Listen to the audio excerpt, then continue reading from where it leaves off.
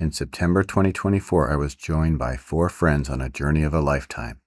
We did a self-supported 350-mile ride from D.C. to Pittsburgh along the Chesapeake and Ohio Canal Towpath and the Great Allegheny Passage. On day 4, we rode 49 miles from Big Woods Hiker-Biker Campsite to the C&O Bicycles Bunkhouse in Hancock. Highlights include Dam 4, the Cedar Grove Mill, Williamsport, Cushwa Basin, Conococheague, Licking Creek and Tonoloway Aqueducts, Big and Little Pool Lakes, and Fort Frederick State Park. We spent the previous night at Big Woods Hiker-Biker Campsite. This is a small camp compared to the others along the C&O Canal Towpath. It was located directly on the Potomac River, which afforded some spectacular views of the fog on the river at sunrise.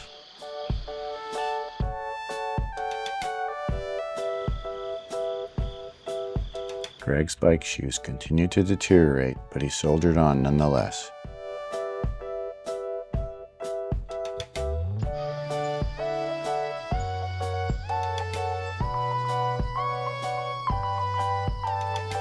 Morning, it's day 4. We are at Big Woods Campsite, which is just west of Sharpsburg, Maryland.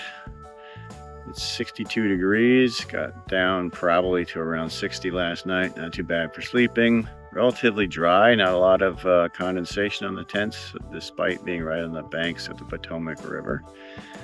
We're just getting packed up right now. We'll be going pretty soon. I think we're at about 40 plus miles, and we're going to go to Hancock, where we're staying at the C&O Cycle Hostel, which is essentially a chicken coop. But we don't have to set up our tents, and there are showers and towels included, so we're looking forward to that. We're probably going to do some laundry tonight.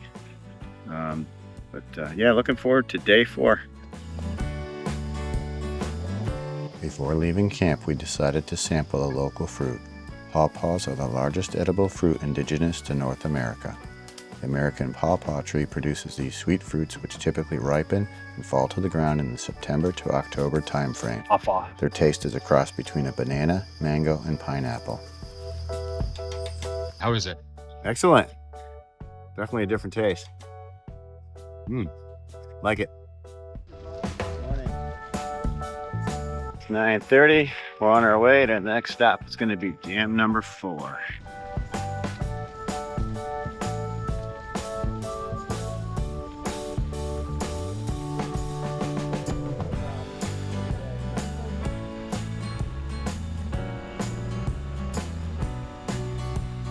Dam 4 is one of 7 dams on the Potomac River built to divert and control water flow into the canal. As we approach the dam, the trail bears left and climbs to the top of the guard wall, providing a spectacular view. The towpath actually passes through the guard gate on the top of the stones. Guard Lock 4 was used to regulate the water level and maintain a consistent 2-mile-per-hour flow rate. Today, this 20-foot tall and 800-foot wide dam also provides hydroelectric power. It was built in 1856 after the first rubble and brush dam proved vulnerable to flooding. Just past Dam 4, we come to another inlet lock. Inlet lock number 4 controlled the water for 23 miles from here downriver to Dam 3, which we passed after leaving Harpers Ferry on day 3. After passing through the inlet lock, the canal boats would traverse the Slackwater of the Potomac River for 13 miles.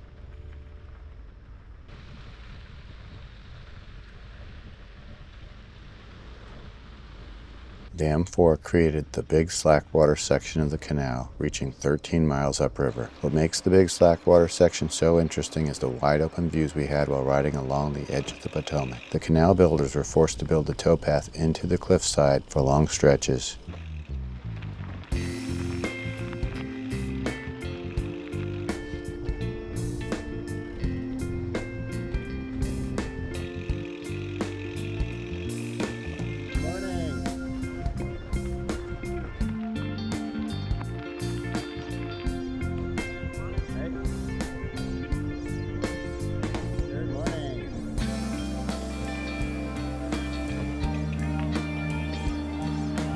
We saw lots of folks in the Big Slackwater section. Everyone seemed to be having a great time and enjoying the beautiful scenery. In 1996, Severe flooding caused extensive damage and closed the towpath for over 15 years. In 2012, the National Park Service reopened this section of the towpath, and it's now a concrete pathway that hugs the river. Cedar Grove Mill was built around 1778 and operated under a variety of owners until damaged in a 1922 flood.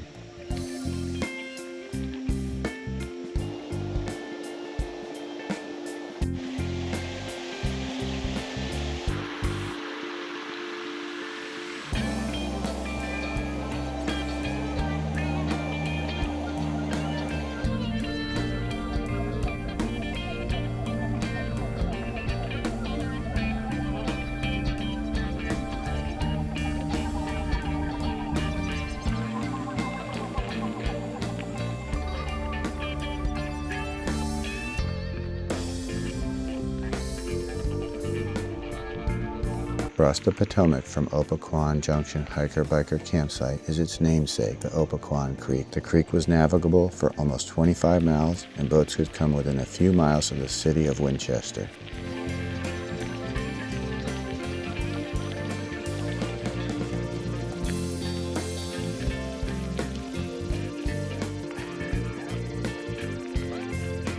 After their defeat at Gettysburg, Lee's Confederate army was stranded at Falling Waters, unable to cross the rain-swollen Potomac. While the Union forces deliberated how to attack, Lee's army began retreating on pontoon boats under the cover of darkness. When Union General Meade realized what was happening, he charged the Confederates and captured around 500 soldiers before they could escape. Pawpaw picking.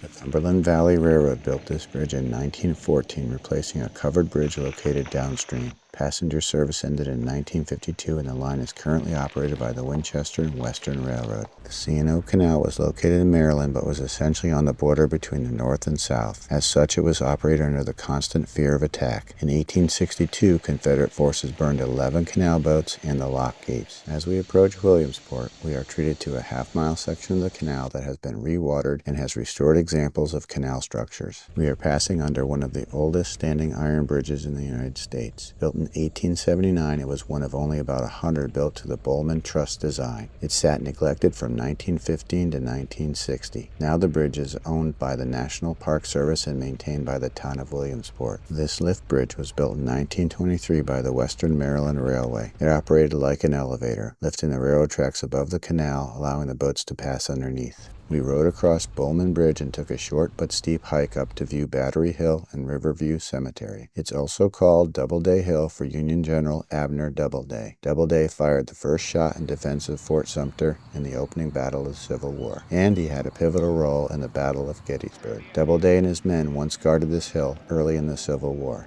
Despite significant Civil War contributions, he is probably more well known as the inventor of baseball. We rode our bikes to the historic town center to the C&O Grill and Pub. We weren't the only cyclists eating here. They catered to cyclists and even had a bike rack out in front. The food was good and the service was excellent.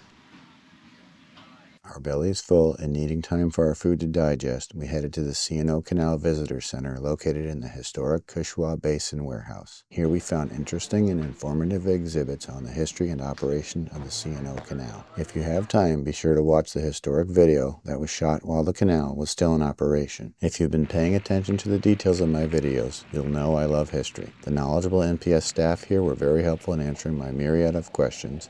Cushwa's warehouse was built between 1790 and 1810, predating the canal. The basin was one of the few places large enough to allow a canal boat to turn around. Cushwa Basin was a major port for the transfer of goods to and from canal boats. Conococheague Aqueduct is the only fully watered, fully operational aqueduct on the C&O Canal today. Built in 1835 and 196 feet long, it is comprised of 3 60-foot arches. It is the second largest aqueduct on the canal, only Monocacy is longer. During the Civil War, the aqueduct survived attempts by both Confederate and Union armies to destroy it. On April 29, 1920, a collapse of the berm landed Captain Meyer's boat in the creek below. In season, the NPS offers visitors an interpretive boat ride. I might be coming back for that one. Shortly after leaving Williamsport, we passed the 100-mile mark. It was time to put our heads down and cruise. After all, day 4 was a 50-mile day, and we still had 30 miles to go to Hancock and a hot shower. As we approached Dam 5, we followed a detour. The NPS is in the process of rehabilitating the abutment wall of the dam and stabilizing components to preserve and protect the historic dam, which was completed in 1870. Due to the topography and tight spaces, we were required to walk our bikes. Although these stairs were challenging, the NPS installed a flat board to make pushing bikes up these steps a little easier.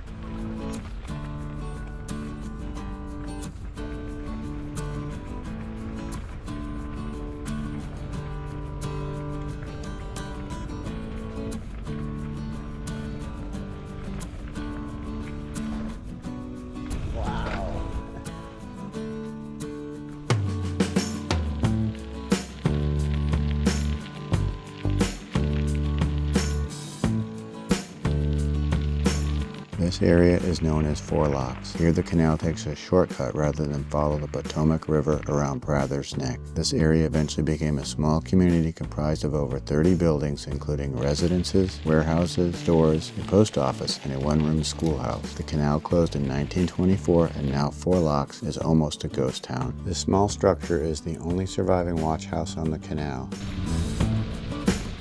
Seeing the sign for Fort Frederick State Park, Mike, Steve, and I decided to go check it out. The 585-acre park features a stone fort that was built by the British to defend Maryland's frontier during the French and Indian War. The 250-year-old fort has been restored and includes 2 barracks which feature period exhibits. We arrived in time to watch a musket firing demonstration given by volunteers in period clothing. Big Pool is a natural depression roughly 1.5 miles long. The canal builders took advantage of this by filling it with water. In addition to saving construction costs, it provided a convenient point for turning canal boats.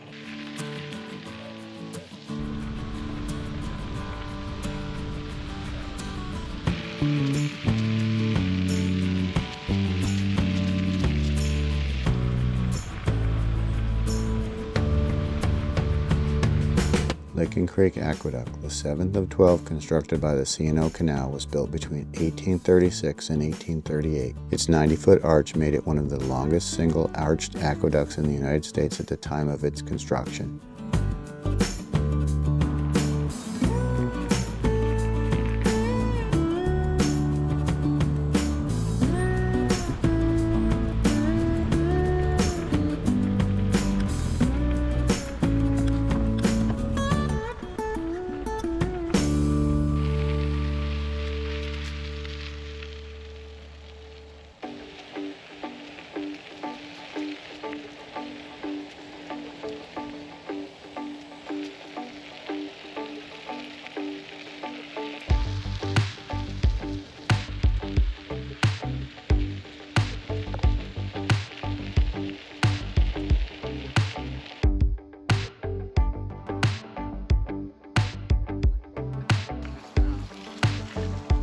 Tonoloway Aqueduct is the 8th of 12 aqueducts built by the C&O Canal. Completed in April 1839, it has a single but incomplete 80-foot long arch. The arch is considered incomplete because one end was built into a limestone cliff. The years have not been kind to this former work of art. Over time, the sidewalls have broken away. The NPS has shored up the structure with iron and wood supports and erected a wooden bridge for canal explorers to traverse the aqueduct safely.